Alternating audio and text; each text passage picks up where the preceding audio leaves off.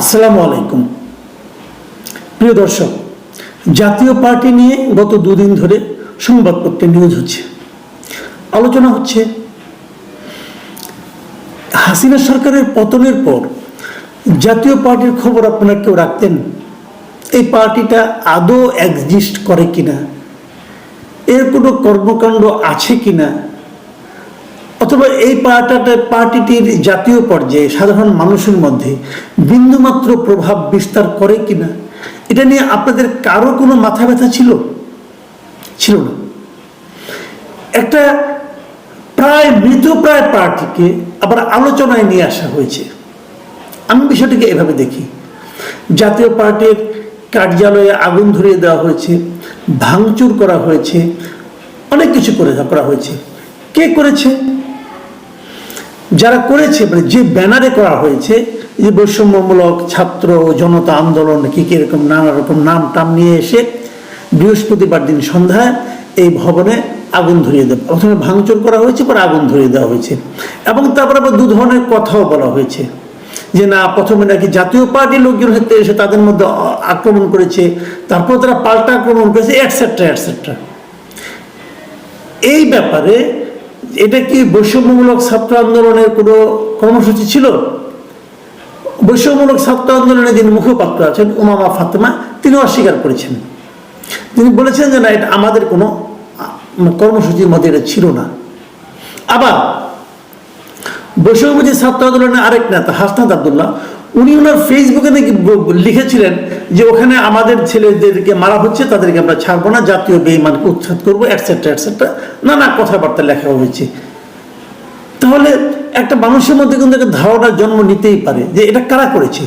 প্রথমত ধারণা জন্ম নিয়েছে এটা বোধহয় বৈষম্যবিরোধী ছাত্র আন্দোলনই করেছে, কারণ তারা এই ধারণার পেছনে কিন্তু কোনো কারণ নেই তা কিন্তু না।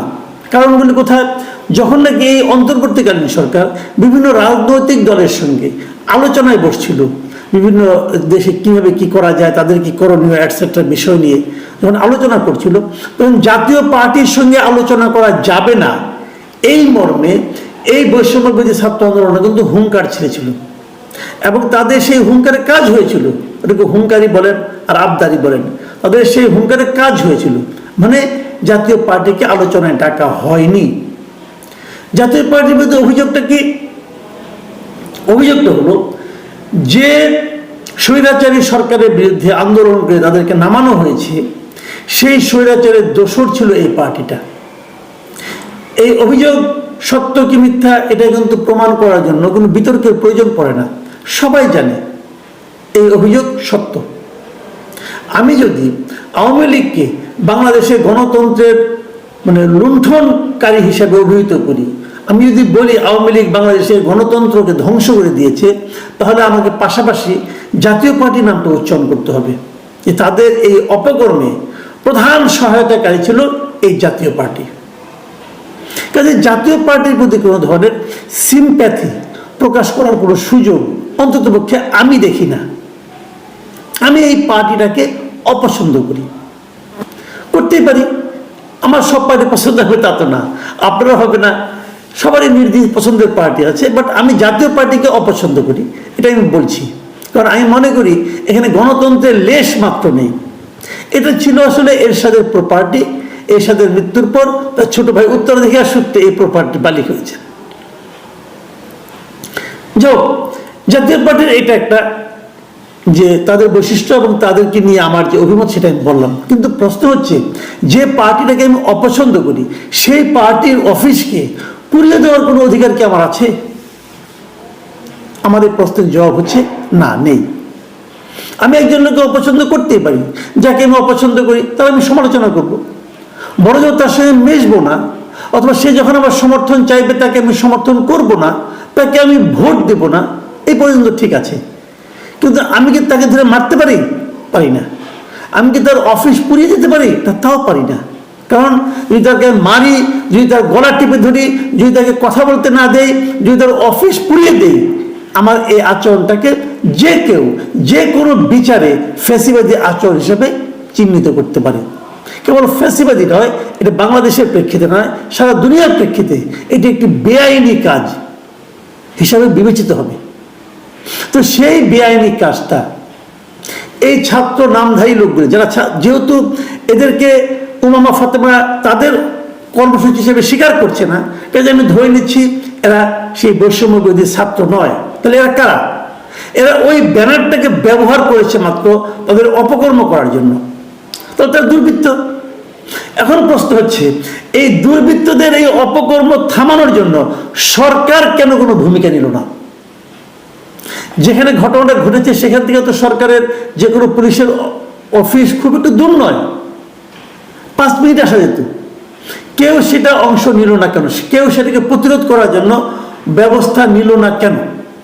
সরকার কেন কোনো ভূমিকা নিল না? আগুনে কেন সেটাকে পুড়তে দেওয়া হলো? দেখুন অফিসটার মধ্যে কি করা হয়েছে। সামনে একটা মুরাল ছিল তাদের নেতা প্রয়াত এরশাদ সাহেবের, সে মুরালটাকে ভাঙা হয়েছে। সেখানে লেখা হয়েছে জাতীয় পার্টি, জায়গায় লেখা হয়েছে জাতীয় টয়লেট, এখানে আবর্জনা ফেলুন। এগুলো কেন? এটা এতদিন পরে কোনো, যদি আপনারা বলেন যে হ্যাঁ ঠিক আছে বিপ্লবের ঢেউ এসে লেগেছে, তো বিপ্লব যারা করেছে, যারা বিপ্লবের নেতৃত্বের দাবিদার, তারা তো বলছে আমি করিনি, তাহলে কে করলো? তো এখন এই প্রশ্নের জবাব কে দিবে? সরকার কোনো অ্যাকশন নিল না। এখন প্রশ্ন হচ্ছে, যদি না নেয় তাহলে কি এই নামটা শুনলে এটা কি একটা ম্যাজিক নেম যে নামটা নিয়ে যে কেউ যে কোনো কিছু করতে পারবে?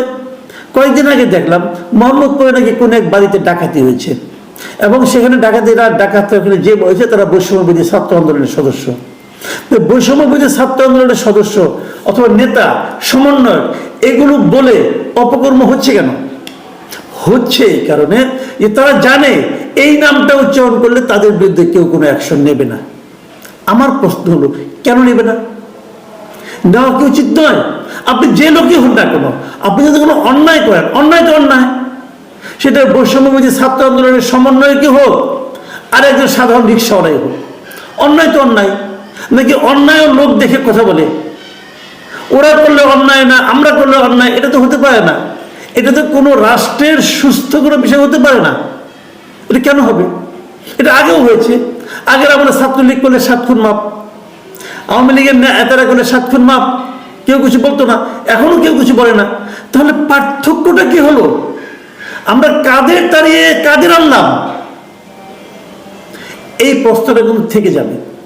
আমি সরকারের সমালোচনা করছি, কারণ সরকার কেন তাৎক্ষণিকভাবে এর ব্যবস্থা নিতে পারে নাই? সরকারের উচিত ছিল মানুষকে জানমালের নিরাপত্তা দেওয়া, যার সরকারের দায়িত্ব। আমি যতটুকু শুনলাম শুক্রবার রাত পর্যন্ত নাকি নিয়ে কোনো মামলা পর্যন্ত হয় নাই।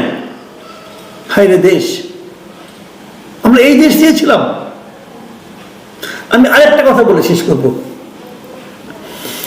এর মধ্যে জাতীয় পার্টির নেতারা অনেক কিছু করেছেন, প্রেস কনফারেন্স করেছেন। প্রথমে তারা ঘোষণা করেছেন যা কিছু হোক শনিবার তারা মিটিং করবেনি। পরে অবশ্য পুলিশের অনুমতি না পেয়ে মিটিং নেতারা পোস্টপোন করেছেন, ভালো কথা। সেখানে কিছু কথা বলেছেন। জিএম কাদের সে বলার চেষ্টা করেছেন যে ওনারা স্বৈরাচারের দোষর নয়, ওনারা আওয়ামী লীগের দোষর নয়। উনি এটা বলার চেষ্টা করেছেন। উনি কি সত্য কথা বলেছেন? না, মিথ্যা কথা বলেছেন। ওনারা সবসময় আওয়ামী লীগের দোষর ছিলেন। ওনারা সবসময় আওয়ামী লীগ যা চেয়েছে তাই করেছেন। উনি উদাহরণ দিয়ে বলছেন যে 2014-তে 2024-এ তাদেরকে নাকি জোর করে নির্বাচনে নেওয়া হয়েছে। কে জোর করেছে?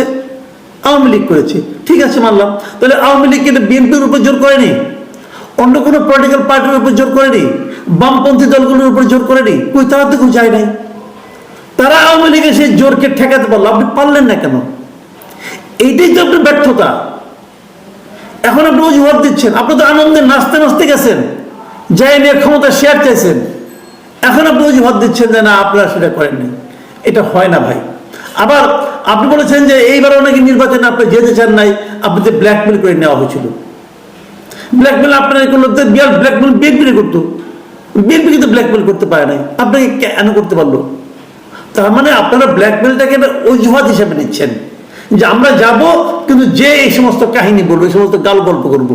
শুনেন ভাই, জিএম কাদের এদেশের মানুষ বোঝে, এদেশের মানুষকে বোকা মনে করেন না।